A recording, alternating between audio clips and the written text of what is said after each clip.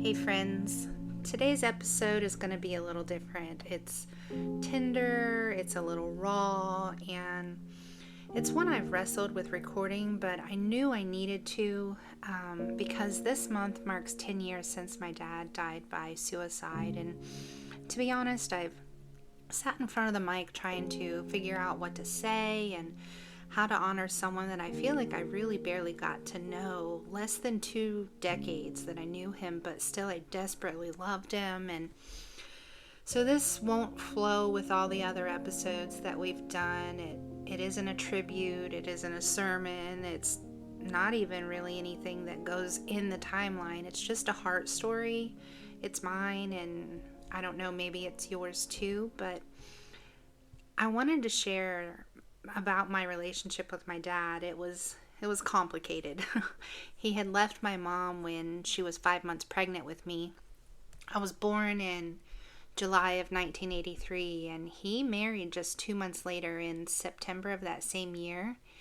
And she was a widow with 3 daughters of her own, and that became his family. And I didn't really meet him until I was like 5 or 6. It was just one day. It was at his work office, and I remember it vividly. And I remember the feeling of his great big giant hands wrapped around me when he picked me up, and it was wonderful.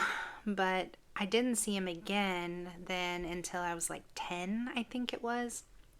He actually came to our apartment, and my mom had just divorced my monster abusive stepdad at that time, and so I was so fragile but hopeful when my dad showed up, and he sat and visited with us for a while, and they hugged and he kissed her, and I remember feeling so hopeful, like maybe this was it. Maybe he would stay and we'd become a real family and I'd get to have my dad. And the truth is, like I said, he was already married, and he had been, and he had a family, and I just didn't know how to make sense of that. I just knew that I wanted to belong. And so then it was another 5 years until I saw him again. I was 15 and a half, and that's when I started visiting him regularly. And I got to go meet his wife and my 3 stepsisters and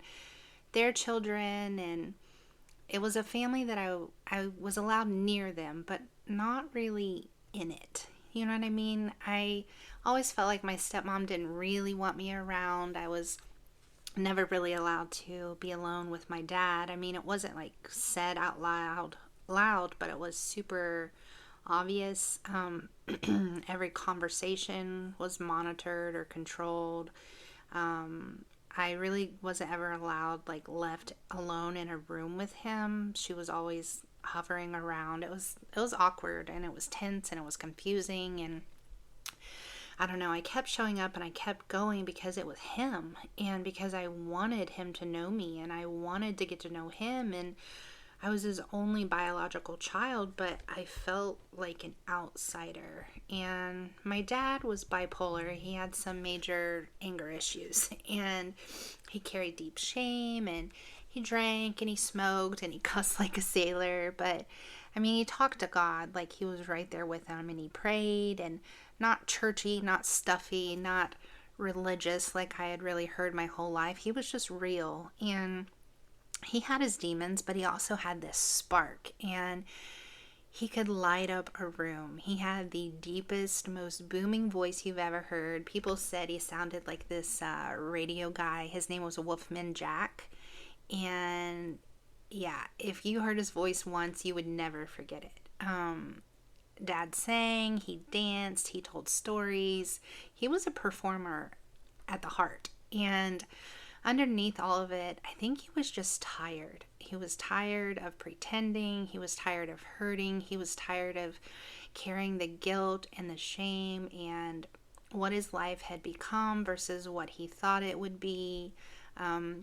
He had been in and out of mental health treatment for quite some time. I think my stepmom, when she finally told me about it all, she said it was like 9 times or something like that he had either tried or threatened or something, but he would always reach out to a certain friend. And that's what messes with me, I think, is because I always thought, like, oh, he'll reach out again. When he's getting really low and he's having that hard time, he'll always reach out. I never really believed that he would follow through with it. I just knew he would call someone, say something, or be found in time, but this time he didn't. And I remember one of the last serious conversations we had. He had told my husband Josh and I that he really wanted to leave his marriage, and he felt like he was trapped and he was unhappy and he was exhausted, but that he really didn't want to go through another divorce. He didn't want to leave his girls. He didn't want to leave the grandkids, and they were precious. They were good people, and he didn't want to hurt them. And we told him, like, Dad will help you, or you can come and stay with us. We'll support you however we can. You don't have to do this alone. Josh sat with him man to man, heart to heart, and told him he had options, that he didn't have to live in that misery, and he could still continue to have a relationship with his girls and with the kids and all of that.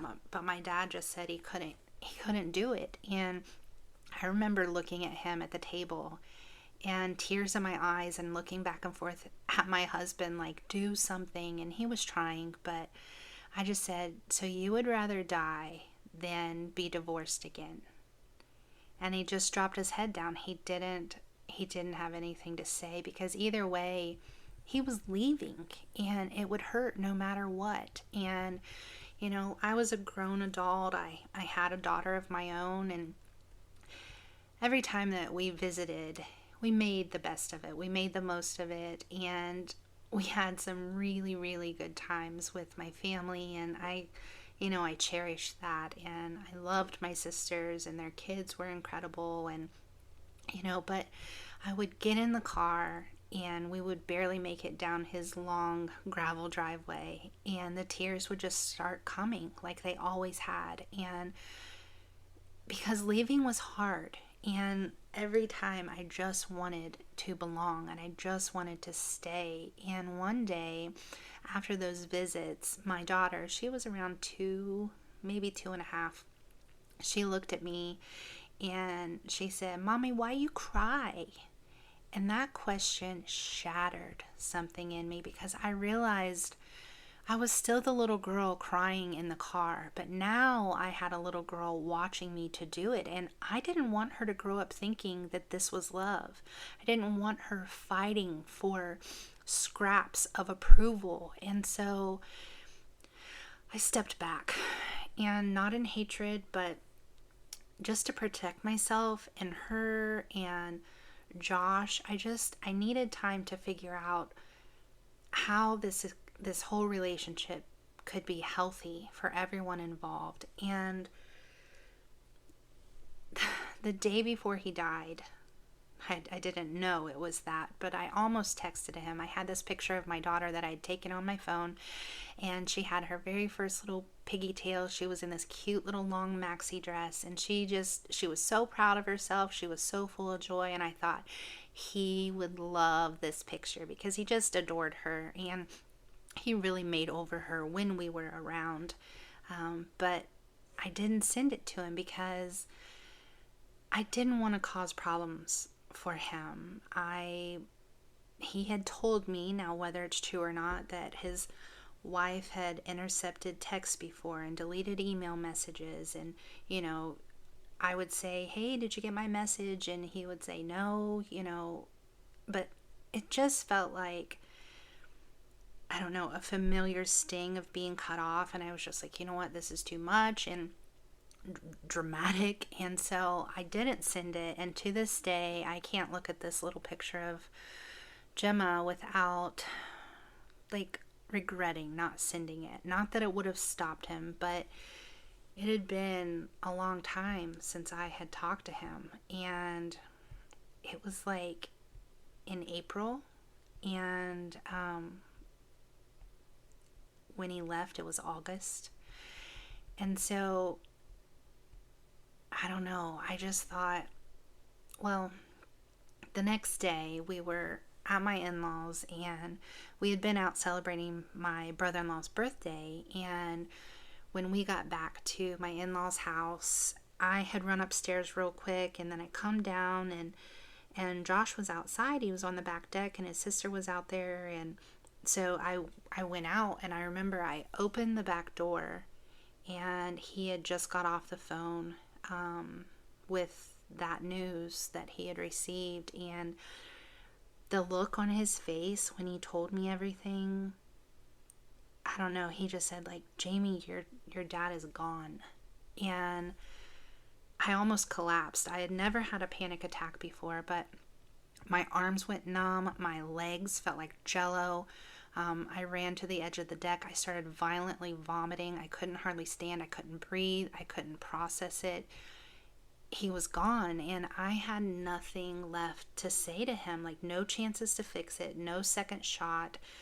I mean, there's no phone line to the grave, and the guilt flooded in. The silence between us, the unsent photo, the space that I had created to protect myself and the family. I just thought we had more time. And so in my mind, it was so loud, like April, May, June, July, August. And, you know, I just wrestled. And I've wrestled with God a lot in the last 10 years, and I've asked questions that I still don't have the answers to. You know, why didn't you stop him? Why didn't he reach out this time to someone? Where were you? And I still don't know all the reasons, but even in the silence, the anger that I was experiencing at that time, God just stayed right with me, and he held me through it, and he didn't rush me to move on. And it was a really long time, like a year, before I even felt like I could breathe normal. I don't know, it's really hard to explain, but God pointed out something to me that my stepmom had told me, that when my dad died, he had his Bible with him.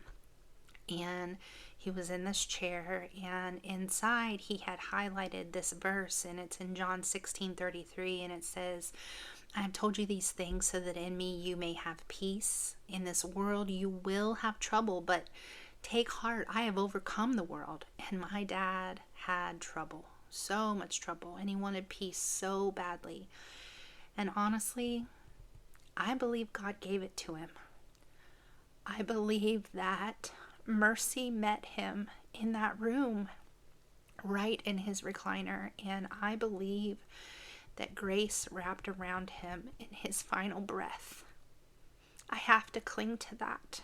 And if you've lost someone, if your grief is layered with guilt or regret or unspoken love, if you've never got closure or never really had them very much in the first place, you're not alone. And you don't have to tie it up with a pretty bow. You don't have to justify your pain. You're allowed to just miss them, even if they hurt you, even if they left you, even if they broke your heart.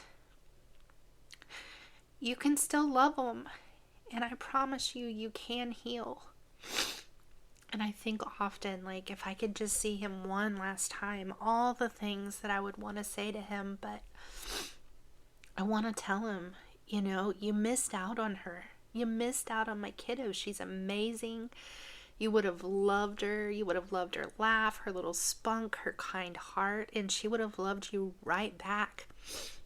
You know, when I was in the hospital delivering her and he came to see her, then he said, I missed out on your childhood, but I won't miss out on hers. And I believe with all my heart that at that moment, he meant that. And he really believed that. But he just couldn't do it. And I would tell him, like, I forgive you. And I really hope that you're finally free. And that you're dancing and singing and being that happy, entertaining person that you always were. I hope that you're sitting at Jesus' feet with peace. And I don't know, I just, before I go on this episode, I just want to speak to the woman who's listening to me boo-hooing right now, who feels the weight of this in her bones, because You're not broken because you still cry, and you're not weak because grief really stings. You're human and you're loved. And this podcast is called The Sacred Middle for a reason, because healing doesn't happen in a straight line. It happens in layers. It happens in holy pauses. It happens in the quiet and in the remembering. And you don't have to walk through any of it alone. I'm going to pray. God, thank you for helping me to get through this. I wanted so badly to put something out there with this anniversary coming out or coming up. And for the one who's listening right now and knows the sting of this kind of pain, would you just sit with her in it? For the one who carries guilt or regret or the weight of the things they never said. For the one who's still wondering if she could have done more or said more, will you just wrap her in your comfort and speak peace over her storm and let her feel you near? Remind her that love doesn't expire, that grief doesn't disqualify her from joy, and that you're not scared of her questions. You're not scared of her big emotions. And God, for the one who's in the dark right now, Lord, will you send light? Will you send hope? Send help and send the reason for them to stay. Thank you for being the kind of father who never walks away. The one who never leaves us. The one who never thinks that we're too much. The one who never thinks that we're not good enough. God, I thank you for your mercy, for your grace, for your unconditional love. Thank you for holding me. Thank you for holding my listeners. I love you, Lord. I pray all of this in Jesus' mighty name. Amen. Friends, thank you for being here. And if this episode spoke to you at all or helped you in any way, would you consider sharing it or hitting the follow button or leaving a review on it or sending it out just to whomever you think that this could help, because that's all I really want to do. Thanks again, and we'll chat again soon. Hopefully next time a little lighthearted.